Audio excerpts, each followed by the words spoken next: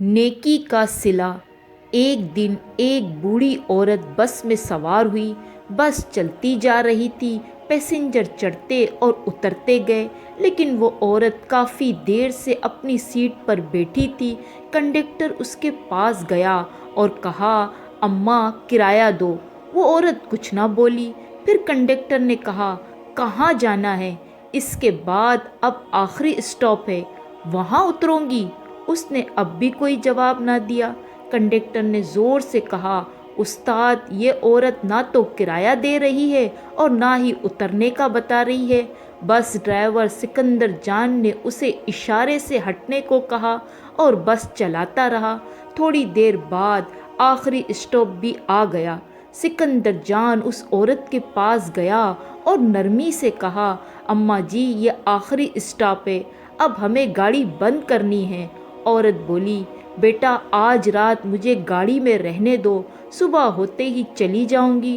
Driver ने कहा, अम्मा, आपका कोई घर नहीं? कहा, घर तो है, लेकिन बहू ने निकाल दिया है। सिकंदर जान एक अच्छे औसाफ का मालिक था। उसने कहा, आप मेरे साथ मेरे घर चलो। अम्मा बेबस और मजबूर थी। उसके साथ उसके घर चली गई। उसकी बीवी मेहमान को देखकर बहुत खुश हुई। उसके लिए खाने का इंतज़ाम किया। अम्मा ने खाना खाकर इन्हें रोते हुए दुआ दी।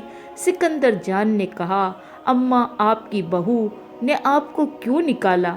तो अम्मा ने बतलाया कि मैं उसके बेवक्त बाहर जाने पर उसको टोकती थी, वो मुझसे चिढ़ती थी। आज बेटा काम पर गया तो उसने घर से निकाल दिया। सिकंदर जान ने कहा, आप जब तक चाहे मेरे घर पर रह सकती है। अम्मा को उन्होंने उम्दा बिस्तर दिया और आराम करने को कहा। खुद अपने कमरे में चले गए। सुबह देखा तो अम्मा उनके घर से जा चुकी थी। अल्लाह ने सिकंदर जान को हर नेमत से नवाजा था। बस एक औलाद की कमी थी, जिसके लिए कई मन्नतें की और चढ़ावे चढ़ाए, मगर उसकी ये मुराद जो उस नेकी से मिली दुआ की बदौलत पूरी हुई।